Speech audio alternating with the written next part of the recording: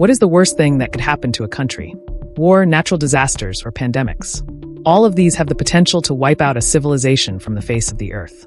But wait, we've forgotten another catastrophe, a far more complex one, capable of bringing any great power to its knees: economic recession. Today, we'll talk about an unprecedented event in human history. And surprisingly, it only took one person to cause such a disaster. So, who was he, and how did one individual manage to pull off something so outrageous? Let's find out. Throughout history, many economies have collapsed simply because one person decided to do things their way.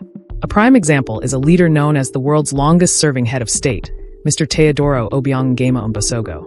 He became president of Equatorial Guinea in 1979 after overthrowing his uncle in a dramatic coup. Since then, he has consistently been re-elected, often with an astonishing 90% approval rating. But instead of becoming the savior of legends, Mr. Teodoro diverted funds from national aid programs to invest in his personal interests. Furthermore, according to Transparency International, he and his family embezzled enormous sums from the country's natural resources. Although the exact figures remain undisclosed, the aftermath of these actions is hard to ignore. With massive oil and gas reserves, Equatorial Guinea should be rubbing shoulders with Dubai or Qatar. Yet, 60% of its population lives on just $1 a day. To add some variety, let's glance at Egypt, where another leader, Mr. Hosni Mubarak, also had his moment in the spotlight. Before becoming president, Mubarak was a military hero in Egypt. He served as vice president under Anwar al-Sadat and assumed the presidency after Sadat was assassinated. After a dramatic rise to power in 1981, Mubarak poured his energy into crafting economic policies that made corruption easier for the elite. Although Egypt boasts the sixth largest oil reserves in Africa, its citizens' living conditions were barely better than those in Equatorial Guinea. Fortunately, in 2011, Mubarak was ousted during the Egyptian Revolution. Across the Atlantic, Argentina experienced its worst economic crisis in 32 years, according to the National Institute of Statistics and Census of Argentina. As of February 2024, inflation had soared to 254.2% compared to 2023. Behind this disaster was one man, Juan Domingo Perón. Essentially a fan of Mussolini, Perón channeled all that enthusiasm into national economics. He introduced an 8-hour workday, raised wages for the poor, and created welfare programs for the lower classes, initially intending to protect the national economy from foreign competition. The result? Argentina nearly isolated itself from the rest of the world. The country's export rates have plummeted year after year compared to global standards. Perón's era has long passed, but his legacy continues to weave through Argentina's political fabric. All of these global recessions have left behind consequences that are incredibly difficult to overcome. But they are still nothing compared to Zimbabwe's hyperinflation. So, what exactly happened in that country? Robert Mugabe grew up in a humble family, with a carpenter father and a teacher mother in southern Rhodesia. Instead of following in his mother's footsteps to pursue a promising career in teaching, he joined the African nationalist movement, advocating for an independent nation led by local citizens.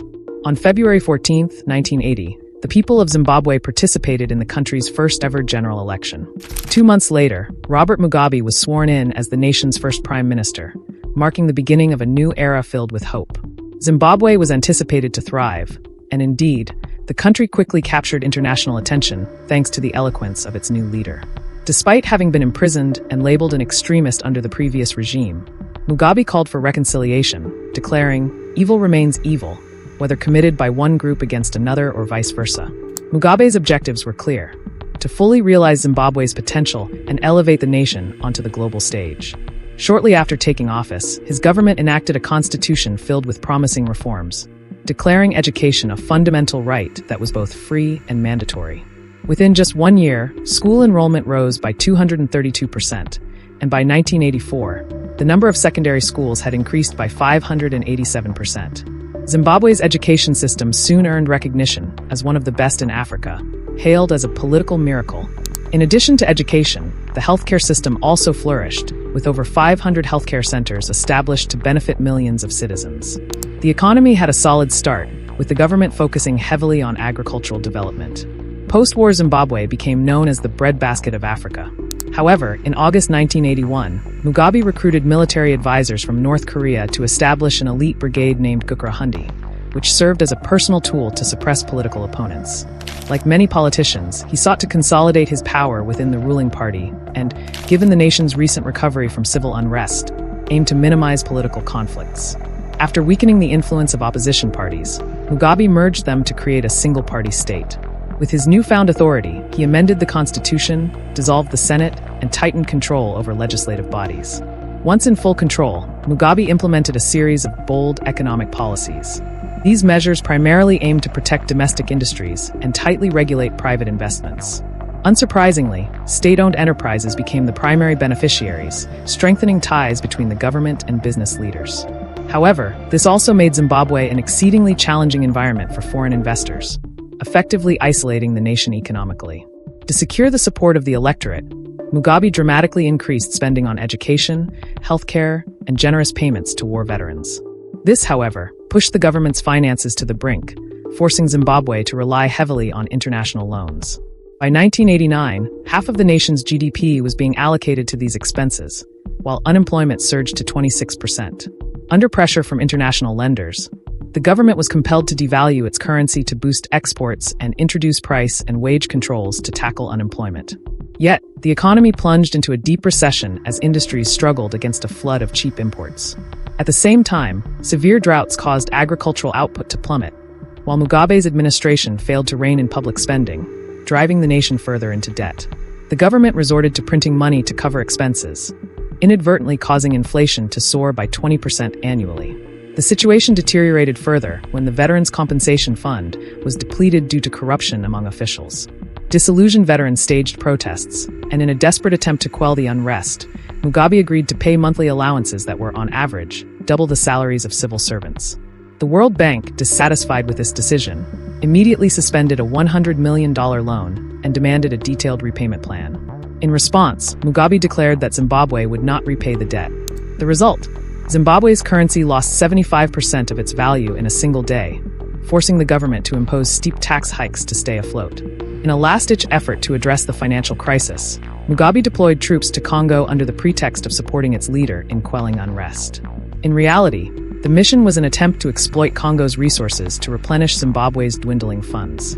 The operation, however, was a disaster, costing Zimbabwe $6 billion and leading to further cuts in foreign aid.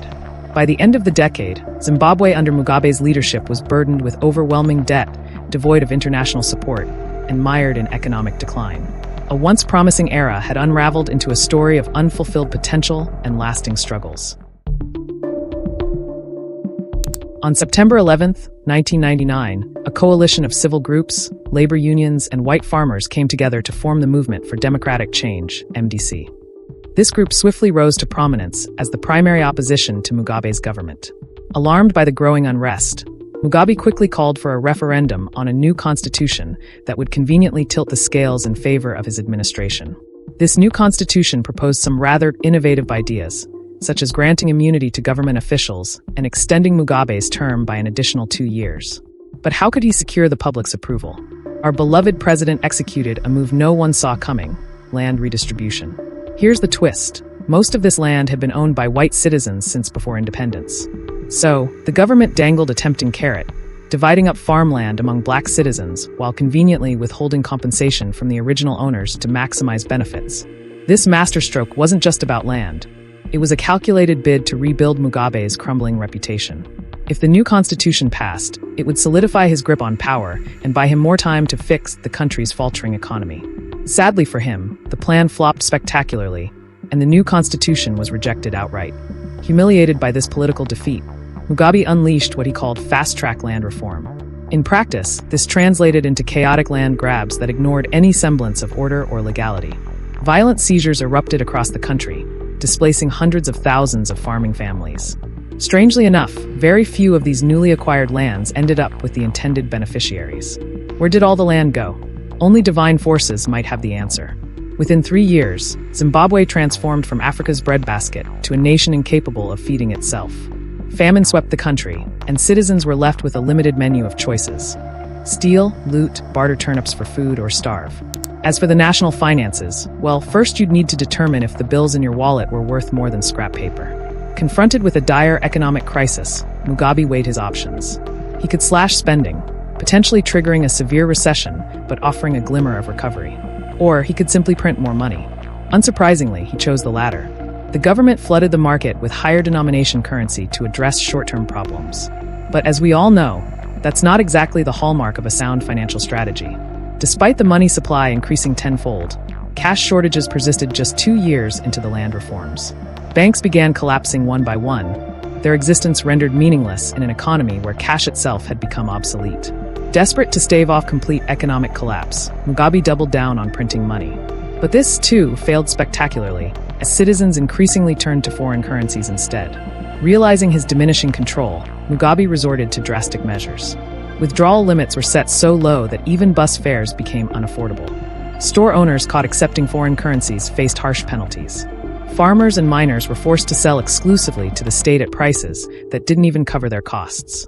Pension funds were compelled to invest in government bonds, wiping out the lifelong savings of millions.